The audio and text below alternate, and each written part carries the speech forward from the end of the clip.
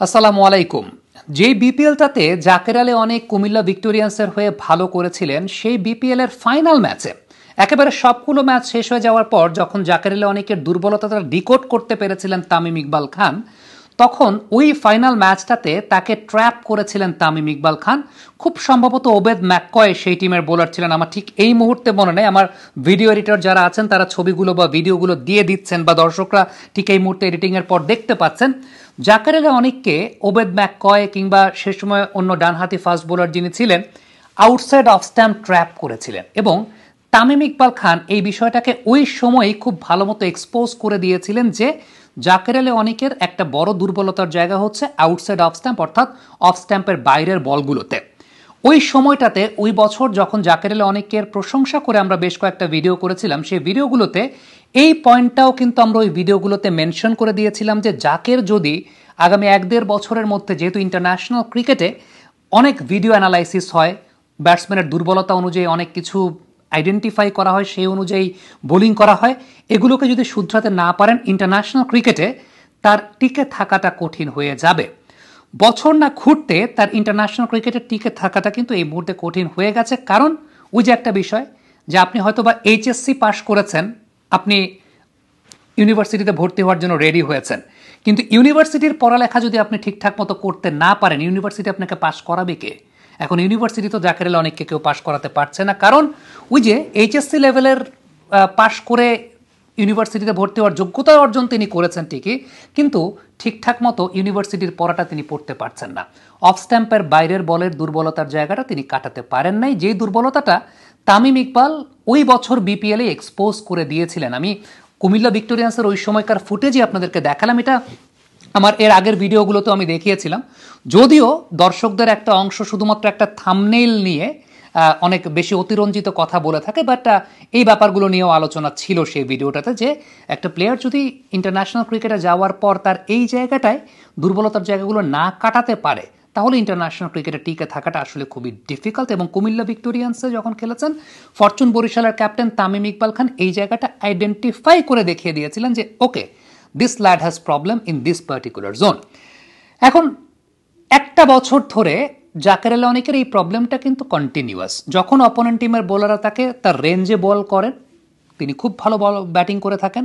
যখনই চতুর ক্যাপ্টেন থাকেন, চতুর অ্যানালিস্ট থাকেন, তারা খুব কমন সেন্স অ্যাপ্লাই করে অফ স্ট্যাম্পের বাইরে তাকে বল করে দিচ্ছেন, তিনি সেই জায়গাগুলো খেলতে পারছেন। আপনি যদি দ্বিতীয় টি-20 ম্যাচে এত বেশি দৃষ্টিকটু লেগেছে জাকের আলী অনেকের ব্যাটিংয়ের জায়গাটা, আপনি একটু খেয়াল করে দেখবেন, সেটা হচ্ছে তিনি সে সমস্ত বলেই ডিসিভড হচ্ছেন যে সমস্ত বলে outside of stamp, away from the body, outside of stamp তাকে বল করা হচ্ছে, এবং সত্যি কথা বলতে টানছেন। আমি স্পিনের আগে আপনাদেরকে পেস বলগুলোই দেখাচ্ছি, তিনি টানছেন, মানে অনেক বেশি সাফল করে সরে গিয়ে লেগ সাইডে টানছেন, বা অফ সাইডেও কাট করার জন্য ঠিকঠাক মতো তিনি রুম পাচ্ছেন না। এখন এই যে জায়গাটা, এই জায়গাটা কিন্তু একদিনের বিষয় না, এই জায়গাটা কন্টিনিউয়াস প্রসেস। এবারে স্পিন বলগুলো যদি দেখাই, স্পিন বলগুলো সেই বলগুলোই ডিসিপ্ট হচ্ছেন যেগুলো অ্যাওয়ে গোয়িং, যে বলগুলো আসলে অফ সাইডেই শট খেলতে হবে। এখন এই টাইপের বলগুলো আপনি লেগ সাইডে হয়তো বা 5টার মধ্যে একটা ঠিকঠাক মতো ব্যাটে লাগাতে পারছেন, বা 2টা ঠিকঠাক মতো ব্যাটে লাগাতে পারছেন, বাকি 3টা তো পারছেন না। পেস বলে বোলার যদি একটু চতুর হচ্ছে, চেঞ্জ অফ পেস করছে, চেঞ্জ অফ পেসেই তাকে ডিসিপ্ট করা যায় সবচেয়ে বেশি। দেখেন যে বলটায় তিনি আউট হয়েছেন, wide outside off stump, back of the লেন্থের বল, এই বলটা তিনি কাট করবেন, না হয় আপার কাট করবেন, না হয় স্কোয়ার ড্রাইভ করবেন। এই বলটা পুল কেন তিনি করবেন? এই বলটা পুল করার কোনো কারণই নাই। আপনার গায়ে যদি ধরেন আন্ডারটেকারের মতো শক্তিও থাকে, এই বল আপনি পুল করবেন না। আপনার গায়ে যদি ব্রক লেসনারের মতো শক্তিও থাকে, এই বল আপনি পুল করবেন না, কারণ ক্রিকেট তো রেসলিং না। Cricket it's a very technical game, এবং you have to be technically sharp. Technically sharp না হলেও আবার যে বিষয়টা ইম্পর্টেন্ট সেটা হচ্ছে যে ঠিক আছে আপনার 60-40 হতে পারে, বাট ইটস নট লাইক যে 80-20, যে আপনি একদিকে 80% শট খেলবেন আর একদিকে আপনি 20% শটও খেলবেন না, তাইলে ইন্টারন্যাশনাল ক্রিকেটের survival it's very very difficult. এবং মানে এই সিচুয়েশনটা তো এই মুহূর্তে আসলে জাকেরের জন্য ডিফিকাল্টি হচ্ছে। আপনি দেখেন, আমার টেকনিক্যাল জায়গা থেকে যদি বলি যে কেন অফসাইডে জাকের শট এক্সিকিউট করতে পারছেন না, বা কেন জাকের অফসাইডের শট এক্সিকিউট করতে পারেন না, এর পেছনে অন্যতম বড় কারণ যেটা গিয়ে দাঁড়ায়, আপনি যদি পেস বল খেলার ক্ষেত্রে একটু লক্ষ্য করে দেখেন, জাকের যে লং স্টেপটা নেন পেছনের দিকে, মানে ব্যাক অ্যান্ড অ্যাক্রস নেয়া, ব্যাক অ্যান্ড অ্যাক্রসের জন্য যে প্রি মেডিটেটেড ওয়েতে যে লং স্টেপটা তিনি নেন, অফ স্ট্যাম্পের বাইরে তাকে বল করা হবে দেখে, অফের শট খেলার মতো he doesn't get the perfect room. মানে একটা কাট করার জন্য, জোরের সঙ্গে একটা কাট করার জন্য, আমি যদি একদম খাঁটি একদম আমাদের আঞ্চলিক ভাষায় বলি যে ঠাড়ায় একটা কাট করবে, ওই ঠাড়ায় কাট করার জন্য যে রুমটা প্রয়োজন, যে স্পেসটা প্রয়োজন, সেই স্পেসটা তো তিনি ক্রিয়েট করতে পারেন না। স্পেস ক্রিয়েট করতে পারেন না কারণ আগে থেকে তার ইন্টেনশন থাকে তিনি সরে গিয়ে লেগ সাইডে টানবেন। এখন অফ স্ট্যাম্পের এত বাইরের বল আপনি কত লেগ সাইডে টানবেন? এখন যখন হ্যাঁ লেগ সাইডে টানতেও পারেন, লেগ সাইডে টানার জন্য ইউ নিড রুম। রুম মানে স্পেস প্রয়োজন। উনি যখন অনেক বেশি মাত্রায় সরে গিয়ে যাচ্ছেন, মানে অনেক বেশি মাত্রায় শাফল করে ব্যাক ক্যান অ্যাক্রস যাচ্ছেন, তখন তো বডি ব্যালেন্সে থাকছে না আলটিমেটলি। তখন বডি ব্যালেন্সে থাকছে না। এখন ওই যে আবার বলছিলাম যে ক্রিকেট তো ব্রক লেসনারের খেলা না, তাহলে তো ব্রক লেসনার কিংবা আন্ডারটেকার, দ্য রক, জন সিনা তারাই ক্রিকেট খেলতেন। সো এইখানে ফ্যাক্টর জায়গাটা হচ্ছে যে আপনাকে ইউনিট স্কিল হিটিং, আপনার স্কিল হিটিংটা খুব বেশি গুরুত্বপূর্ণ একটা বিষয়। এখন এই প্রবলেম যদি তিনি নিজে শুধরাতে না পারেন, আবারও একটা কথা বলবো যে নিজের প্রবলেম যদি তিনি নিজে শুধরাতে না পারেন তাহলে ইন্টারন্যাশনাল ক্রিকেটে সার্ভাইভ করা খুবই ডিফিকাল্ট। হ্যাঁ, যখন তিনি ইন্টারন্যাশনাল ক্রিকেটের সুযোগ পেয়েছিলেন, আবারও বলি, আপনি মেডিকেলে পড়েন কিংবা বুয়েটে পড়েন, আপনি তো এইচএসসি পাশ করেই মেডিকেলে বা বুয়েটে পড়ছেন। সো এইচএসসি যখন পাশ করেছেন তার মানে ঠিক আছে আপনি মেডিকেল বা বুয়েটে পড়ার জন্য যোগ্য, কিন্তু মেডিকেল বা বুয়েটে পড়ার পর, ভর্তি হওয়ার পর আপনি ফার্স্ট ইয়ার পাশ করতে পারতেছেন না, সেটা তো আপনার ইন্টারমিডিয়েটের পড়ালেখার কোনো দোষের কিছু না। সেখানে ফ্যাক্টর জায়গাটা হচ্ছে আপনি ওই পড়ার সাথে নিজেকে মানিয়ে নিতে পারছেন না। আপনি নিজের ওই পড়ার জন্য আপনার যে আপগ্রেডেশনটা প্রয়োজন, আপনি সেই আপগ্রেডেশনটা করতে পারছেন না, যেটা জাকের আলী অনেক আসলে করতে পারছেন না।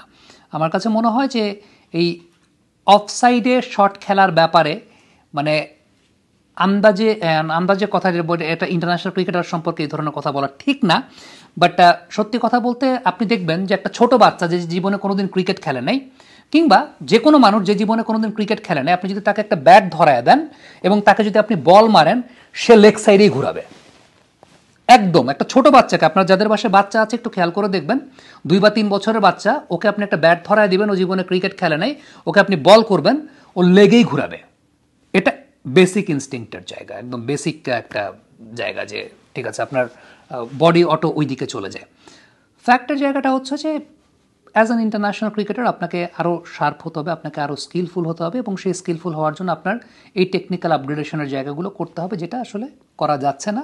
আমি জানি না যে কোচিং প্যানেল এই ব্যাপারগুলো নিয়ে আসলে কতটুকু চিন্তা করছে বা কতটুকু এই ব্যাপারগুলোকে আইডেন্টিফাই করছে।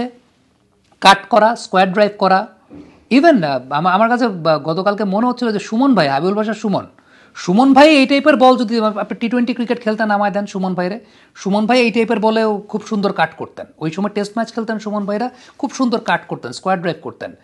ইন্টারন্যাশনাল লেভেলে এসে আপনি কাট করতে পারবেন না, স্কোয়ার ড্রাইভ করতে পারবেন না, দেখতে খুব দৃষ্টিকটু লাগে। অফ স্ট্যাম্পের বাইরের বল খালি টানতে গিয়ে আপনি মিস করতেছেন।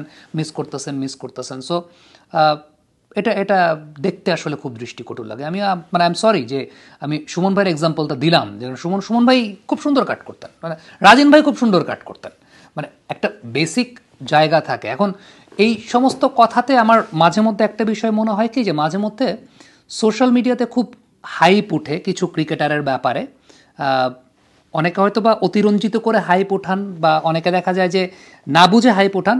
কিন্তু সত্যিকার অর্থে আমি যদি ক্রিকেটিং সেন্স থেকে, বেসিক ক্রিকেটিং সেন্স থেকে যদি আমি বলি, সাব্বির কিংবা মোসাদ্দেক সৈকত নিজেকে ওইভাবে পরবর্তী সময়ে ক্যারি করতে পারেন নাই। বাট আমি যদি ওই সময়কার ব্যাটসম্যানদের কথা যদি চিন্তা করি, যে সাব্বিররা যে সময়টা ক্রিকেট একদম প্রমিনেন্ট ওয়েতে খেলতেন, তারা টেকনিক্যালি এত পোর ছিলেন না। ইভেন আমার মনে হয় যে সাব্বির এখনও টেকনিক্যালি এতটা পোর না, মানে এখনও তো মেন স্ট্রিম ক্রিকেট থেকে অনেক দূরে থাকেন বা ওরকম অপরচুনিটি পান না, কিন্তু টেকনিক্যালি এতটা পোর না। আপনি যদি মানে ক্রিজে কমফোর্ট জোনের একটা ব্যাপার আছে, সাব্বির আমার কাছে মনে হয় না যে অফ স্ট্যাম্পের এত বাইরের বল গিয়া লেগ সাইডে টানার জন্য এরকম স্ট্রাগল করবেন, স্কোয়ার ড্রাইভই করবেন, কাটই করবেন। সো আমার কাছে মাঝে মধ্যে মনে হয় যে অনেকে হয়তো বা না বুঝে অনেক কিছু বলেন, কিন্তু সেটার একটা টেকনিক্যাল ভ্যালুর জায়গা আছে, মানে to be very honest. Comment বক্সে আপনাদের মন্তব্য, মতামত জানতে চাই।